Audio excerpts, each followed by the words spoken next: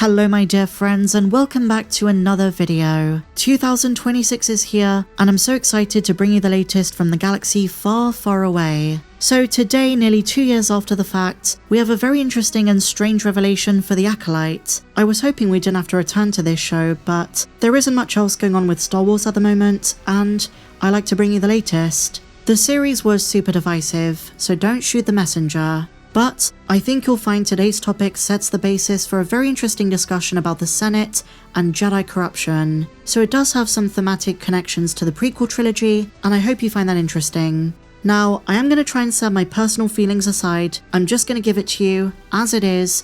You already know my thoughts on the show, so I'm not here to continuously bash, but the deleted scene would have changed the framing of episode 8. So what are we talking about? According to the upcoming book, The Art of the Acolyte, Leslye Headland was forced to cut one of her favourite scenes from the finale. And I have to admit, had it been left in, it would have changed the entire tone of the episode. So let's break it down. After Vernestra Rwoh faces the Senate tribunal, she goes straight to Master Yoda, but in the original version, she's confronted in the Senate building. A small conversation takes place between Venestra and Senator Rwoh, which would have set up this idea that the Jedi were starting to abandon their ideals. It wasn't merely about Venestra and her actions, but preserving and protecting a corrupt political system. And as you know, this is something which many Jedi further down the line also acknowledged. But removing this scene and Venestra going to Yoda presumably to tell him the truth does give her a slight redemption, but I guess we'll never know, because they don't reveal what she said to Master Yoda, and we don't know what Season 2 would have done. This deleted scene is very significant nonetheless. It signifies the start of a decline, worsening entanglements between the Republic and the Jedi Order itself. But before we get into too many specifics, let's set the scene. Let's talk about why this scene would have changed things and what it would have meant. One of the biggest criticisms that fans had of the show, and something which I would argue Leslye Headland tried to warn us about, is how the series was never going to portray the Jedi in a positive light. This show always favoured the dark side. If you want to talk about morality, it really tried to flip our assumptions about the Jedi on their head. And if you want to talk about Disney Star Wars versus George Lucas Star Wars, this isn't the first time Disney's done this. Outside of the High Republic, the Guardians of Peace and Justice made some very questionable decisions. And in recent years we've seen a lot of Jedi hypocrisy. And to some, this made sense. Many people saw parallels with what Luke says in The Last Jedi, or even the way the Jedi acted in the prequel trilogy or the Clone Wars. And not to deviate too much from the main subject, but this is where the discussion gets very interesting. Because there's a big debate amongst fans, and it's been really exacerbated following, like I say, The Last Jedi and The Acolyte. And it's a big question: does Disney Star Wars' take on the Jedi contradict that of George Lucas in episodes 1 to 6? Or is it consistent? And I guess you can boil it down to one simple question. If you're talking about the main character of the saga, Anakin, were the Jedi entirely to blame for Anakin's turn to the dark side?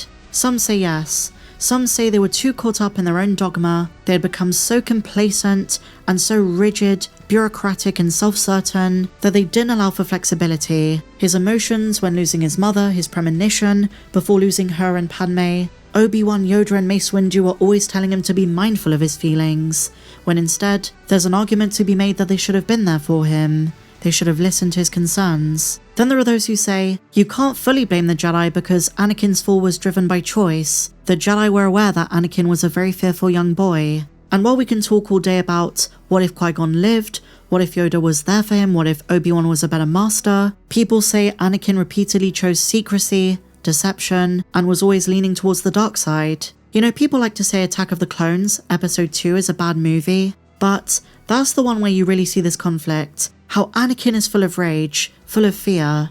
He comes across very creepy and passive-aggressive. As much as the Jedi could have helped him, had Mace Windu been less skeptical and those kinds of things, Lucas always framed him as a tragic hero. He'd been through so much, and Palpatine exploited his fears and his trauma. He manipulated and groomed him to be his apprentice. And the truth of the matter is, when you're talking about the fall of the Republic, George Lucas did see the Jedi as flawed, but that was due to the veil of the dark side, their complacency and their hubris. The key distinction is that for George, the Jedi were still good, but misguided. Their philosophy was still fundamentally correct, just poorly applied, especially as their ideals became watered down, close to Order 66. They believed that balance was restored by destroying the Sith, not abolishing the Jedi way, whereas in the Disney era we see more of this idea that the Jedi Order itself is a net negative. And so this is why, on the other hand, to argue the other side of the coin, some would say this was the Acolyte's biggest sin, misrepresenting the Jedi. And again, bringing it back to the character in this deleted scene, Venestra represents the worst of the Jedi, hiding the truth to prevent an investigation, concealing her discovery that Qimir was still alive, and whatever she did to him.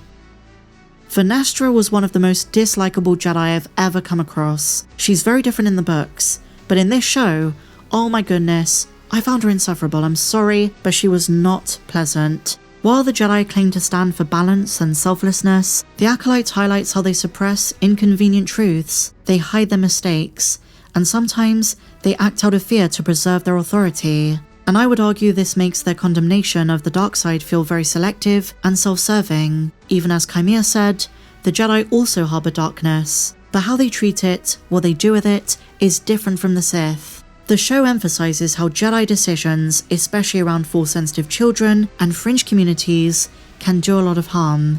You see, their interventions are not always benevolent, and people outside of the Order often suffer the consequences of their dogma. And like I say, this isn't unique to the Acolyte. Count Dooku levied a very similar accusation towards the Jedi, and in his book, so long as Yoda remained the Grand Master, the Jedi would remain blinded by their hubris. We also see something very similar in the Clone Wars Season 7, how the Jedi failed and abandoned the Martez sisters. Jedi negligence led to the death of their parents, but in the aftermath, out of this very pride and authority, the Jedi did not help the sisters, offer them any support, or even acknowledge their fault. So relaying this back to the deleted scene in question, to avoid Senate inquiry, she put the entire blame on Sol, who was already dead. Now, to give Venestra just a little bit of leeway, a couple of considerations. Number one, while she knew the real culprit was her former Padawan, Qimir, there is no indication she knew he'd become a Sith. She knew he turned to the dark side, but as we know, the word Sith hadn't been in the Jedi vocab for centuries, so there was no reason to assume the worst. Also, at this point, nobody in the show knows the Bay Knight Sith plan. No one knows Darth Plagueis is around, and even if Leslye Headland wasn't going to make the connection between Plagueis and Qimir, the Jedi are very unaware of him. And lastly, I think Venestra wanted to keep it secret from the Senate, but she goes to Master Yoda, tells him everything that's happened, tells him about May, whose mind has been wiped, and that triggers an investigation and a hunt for Qimir in Season 2. Which has now been scrapped, but that was the original plan.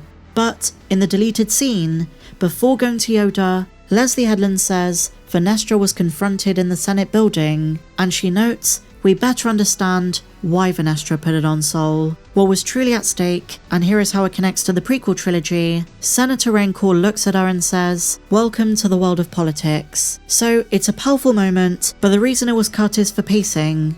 She said it didn't make sense to have that scene and then to go back to Yoda. So it was one or the other. Maybe someday in a book or comic we'll find out what she said to him. And there's been a lot of debate about this. Not everyone is convinced she would have told him the truth. What do you guys think? Share your thoughts on all of this in the comments down below, my dear friends. And if you enjoyed this video, please be sure to give me a big fat thumbs up, subscribe if you're new, and may the Force be with you always.